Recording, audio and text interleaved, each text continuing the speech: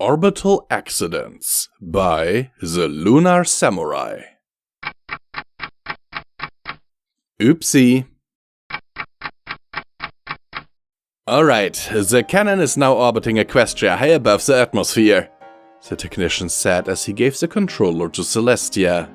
This is the remote that controls the device. With the press of a button you can destroy nearly anything you wish. And why was it built again? Celestia asked with a raised eyebrow. I do not remember ordering any space death lasers. It was General Amadeus' idea. And why did you approve it then? You gave General Amadeus free reign over all military projects. He can approve anything without needing your consultation. Why did I do that? Because you were bored with having to deal with all the nuances of the military when it never actually did anything. Right, Celestia said with a scowl on her face. Anyway, here's your remote. Wield it with great care. The orbital friendship cannon is not a toy. Oh cool, a toy! Luna exclaimed as she passed by her sister's throne room. I didn't know Celestia liked video games too! Several hours had passed since Celestia had received the remote to the cannon, and she was now asleep. Luna looked around her. The coast was clear. Silently, she slipped into the room and grabbed the controller. Its small metallic base had 3 letters engraved in its surface.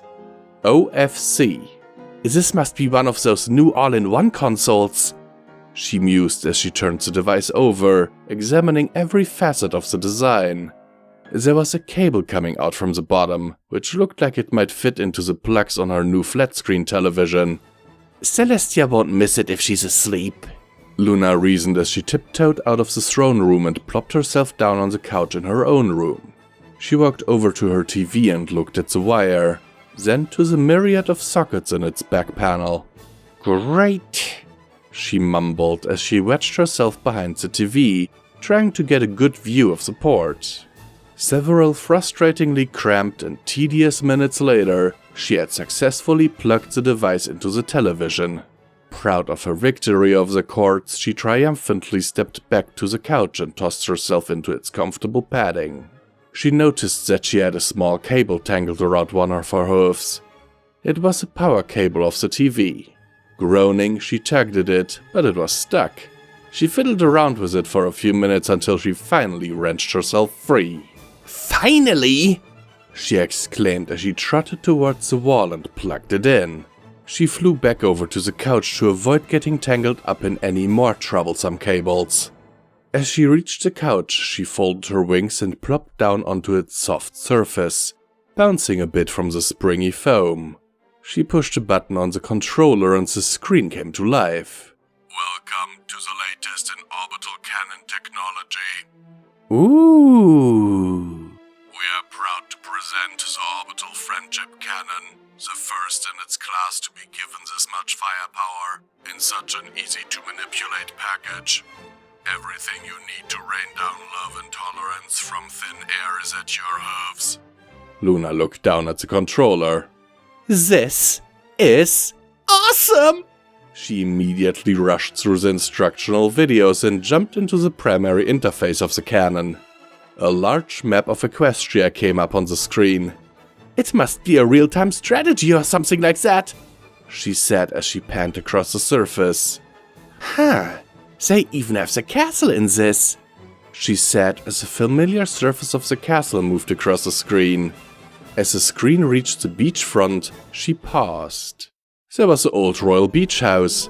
The beach house that she loathed so much from her frequent run-ins with crabs on its otherwise pristine sandy shore. This will teach you crabs to pinch the hoofs of a princess, she declared as she pressed the button labeled Arm. Arming cannon, please stand by. The screen began to pulse red. Spinning up gyroscopes. Stabilizers armed. Satellite pan in progress. Target reached. This is so cool, Luna said as she waited with bated breath. Honesty, online. Laughter, online. Generosity, online. Loyalty, online. Kindness, online. Magic, online. Magic charged. Orbital friendship cannon armed and ready to fire. Lunar looked at the screen, then to the button on top of the joysticks that was now glowing red. The game's sound effects were lacking, so Lunar decided to supply her own. She mashed the button into the controller, all while saying, "Pew pew pew pew!" She froze as a brief flash of light flickered from the distance. She galloped to her balcony and to see a small hole punched through the different cloud layers of the atmosphere. The clouds were stained hues of red, orange, blue and purple. In the center of the holes traveled a single multicolored line that was beginning to fade. On the horizon, Lunar could barely make out a small rainbow-colored dome at the base of the line. "Uh-oh," she mumbled as she looked to the screen and then out of the window. "Tia isn't going to be happy about this." A low rumble of thunder rolled across the landscape and sent a chill down her spine. "Lunar, was that you?" Celestia called sleepily. "Don't panic, don't panic, don't panic," Lunar whispered to herself as she frantically tried to figure out an explanation for what she had just done. "Princess, your 3 a.m. tea is ready," a masculine voice said as Flash Sentry entered the room, bearing the royal teacup. "Perfect!" Lunar exclaimed as she lifted her tea off of the platter and replaced it with the controller. "Lunar?" Celestia asked again as she poked her head through the door. "What on earth are you do—" Celestia stopped. There before her stood Flash Sentry, holding the remote to the new equestrian superweapon. His face bore the expression of confusion rather than guilt. Beside him was Lunar. On her face was a forced smile that looked more afraid than happy.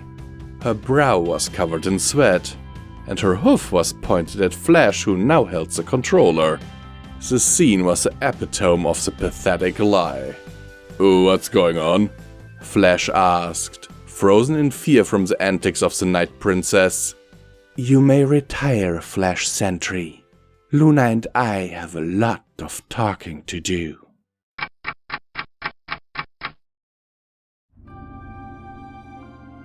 We here at Pony&Wolf Productions thank these amazing patrons of ours for their monthly support, without which all of this would not be possible.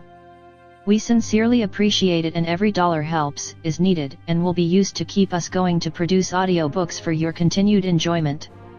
It is, now more than ever, important that you support your favorite creators if possible, due to YouTube changing in a way that is not very friendly to content creators.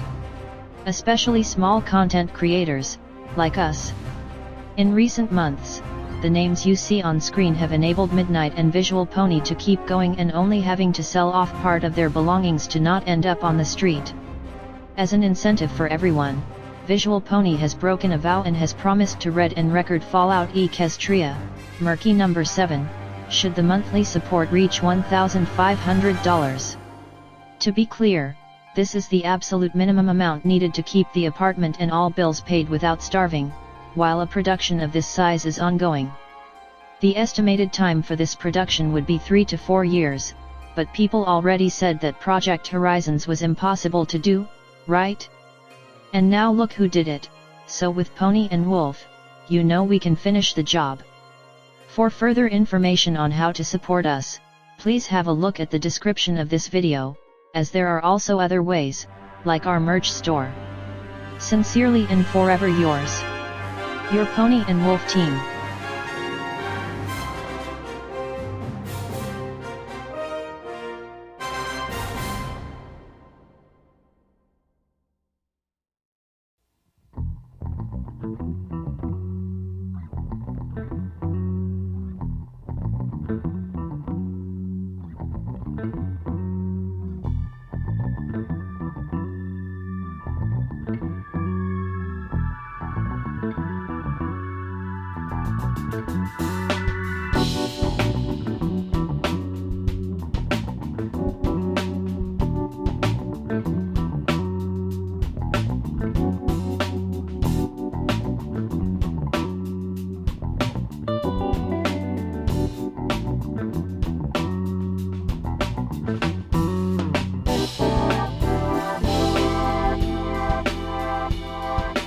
Bye.